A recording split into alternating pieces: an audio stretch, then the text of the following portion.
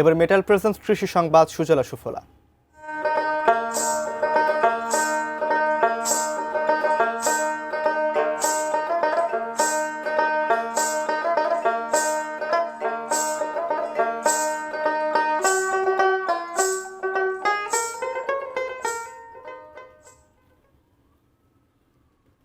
শশা চাষে ভাগ্য বদলে গেছে ধামরাইয়ের কৃষক আবুল কালামের। মাত্র 2 মাসেই বাম্পার ফলনের মুখ দেখেছেন তিনি। একজনের সফলতা দেখে তাই অন্যরাও আগ্রহী হচ্ছেন শশা চাষে। ধামরার প্রতিনিধি মনোয়ার হোসেন রুবেলের পাঠানো তথ্য ছবিতে ডেস্ক রিপোর্ট।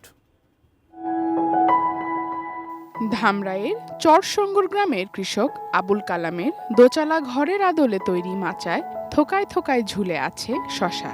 এই দৃশ্য শুধু চোখ জুড়ানোর নয়, কৃষকের ভাগ্য বদলেরও।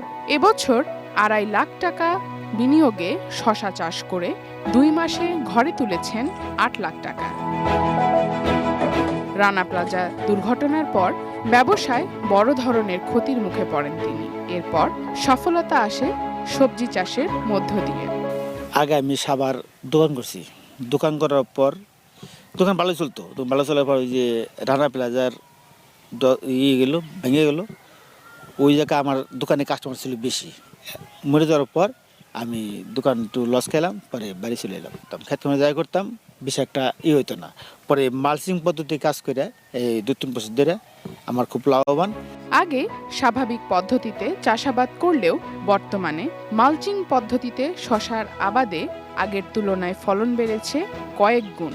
গত বছর 2 বিঘা জমি দিয়ে পরীক্ষামূলক মালচিং পদ্ধতিতে চাষ শুরু করলেও এবছর তা বাড়িয়ে শশার আবাদ করেছেন 5 বিঘা জমিতে, যেখানে কর্মসংস্থানেরও সুযোগ হয়েছে অনেকেরই।